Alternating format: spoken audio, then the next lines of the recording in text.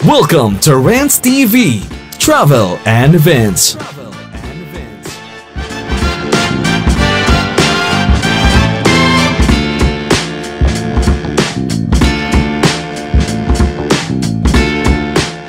Hi guys, welcome back to my channel. Please join me guys. Andito naman po tayo ngayon sa Pasig River Esplanade, Phase 1C. I-update ko po kayo guys kung anong kaganapan ngayon as of September 12, 2024. Guys, meron tayong kaibigan dito guys na isang vlogger din na napakasipag, si Rex TV. Hi Sir Rex TV, kumusta na? Ayos. Sir, ano masasabi mo dito sa Pasig River Esplanade na napakagandang project ng ating admin na PBBM admin, handog para sa mga Pilipino?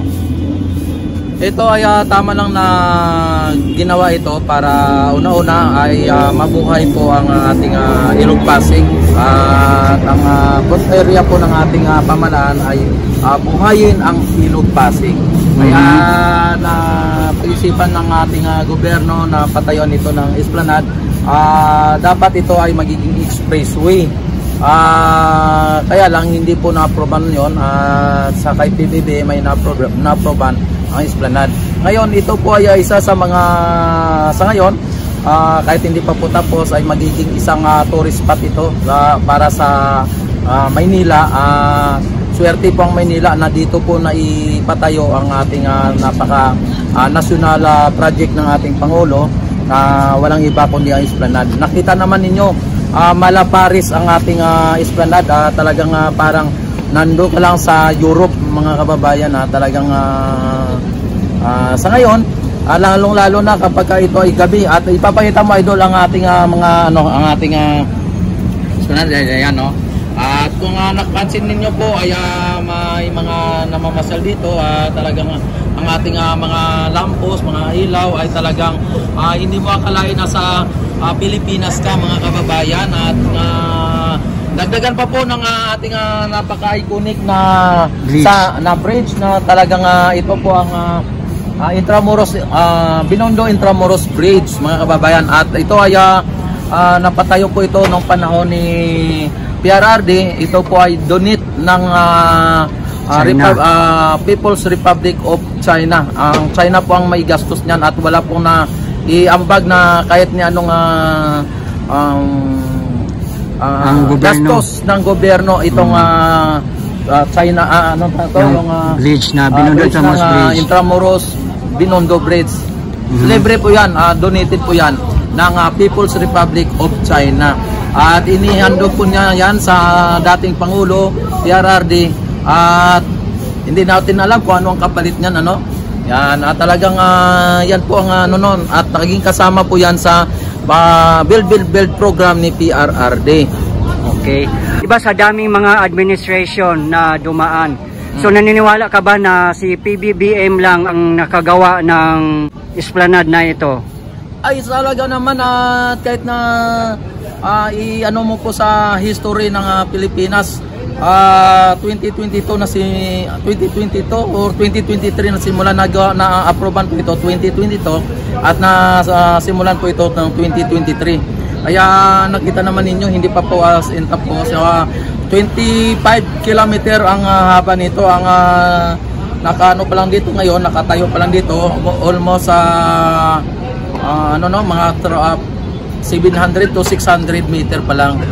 Kaya wala pang 1 kilometer. Talagang sa 25, isipin mo 25 kilometers, wala pang 1 kilometro ang nagawa. Ibig sabihin, napakalaki at napakahaba pa na kailangan na bunuin at gagawin dito sa Esplanade. At imagine mga babayan, pag ito ay natapos na, kabilaan, maging doon sa kabila ay nalagyan din ng Esplanade na ganito. Parang nasa Europe vibes. Po tayo. Yes. Wala na po tayo. Parang feeling mo po hanggang ngayon, sa ngayon pa lang nga po, parang nasa ibang bansa na po tayo. Parang nasa Europe na po tayo. Paris tayo. Kaya talagang sa ngayon ay paris-parisan pa lang, ano. Ayan. Okay. Isa din ito sa mga pinapasilan ngayon ng ating mga kababayan katulad nito sila, sir. Sir, ano masabi niyo dito sa Esplanade? Di ba? Maganda daw, maganda, di ba? Kahit na ang Esplanade po ay walang kasarian, pero maganda. Yung maganda lang po, di ba, babae, pero ang Esplanade napakaganda. So sir, ano masasabi mo sa mga mamamasyal pa lang at mamamasyal dito? Yan, sa lahat ng mga hindi pa po nakapunta dito, yan, wag na po kayo mag-atubili na magpunta dito at pasyalan ang ating Esplanade na napakaganda. Yan, talagang proven po talaga dito na talagang ikaw po ay marirelax dito at talagang napakaganda po ng ating mga view dito. At yan, nakita naman ninyo ang mga namamasyal dito. Hindi lang gwapo, kundi magaganda din. Okay. So sir, shoutout mo muna yung mga yan, fans shoutout natin. Katulad nila ate. Shoutout sa inyo mga ate. Yan o, diba? Yan o, shoutout. Ayan.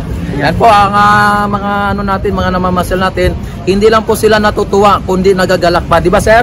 Yes. O, diba? Ayan. Yan ang patunay mga kababayan. Tagasan kayo mga idol. Shoutout muna kayo. Yan, shoutout muna kayo. Taga-Aroma po kami. Barangay ano. Yan, taga-Tondo sila, no? Ayan, shoutout sa inyo, no? Sa mama ko nasa bahay. Yan, o, diba? Yan po, idol, ang isa sa mga patunay na hindi lang po sila nagagalak, kundi natutuwa pa. Sir, i-invite mo muna yung mga fans natin na mag-subscribe sa iyong channel. Yan, don't forget to subscribe my YouTube channel. Ako po si Rex TV Adventure. At masasabi ko na sa inyo, huwag nyo kalimutan na mag-subscribe sa aking YouTube channel. At siyempre, ano natin si Idol Renz TV. Idol Renz TV. Ayan, napakabait po yan. Talagang napakasipag din po yan.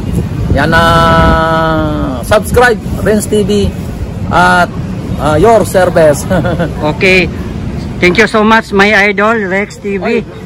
At supportahan po natin guys ang mga Filipino vloggers, lalong-lalo na sa mga nag-update ng mga government projects, lalo na sa PBBM admin. Okay, let's support guys para sa unity na sinasabi, okay? Yes, thank you idol. Mabuhay ang Pilipinas. Mabuhay ang bagong Pilipinas. Okay, very good. Thank you so much my idol. Bye.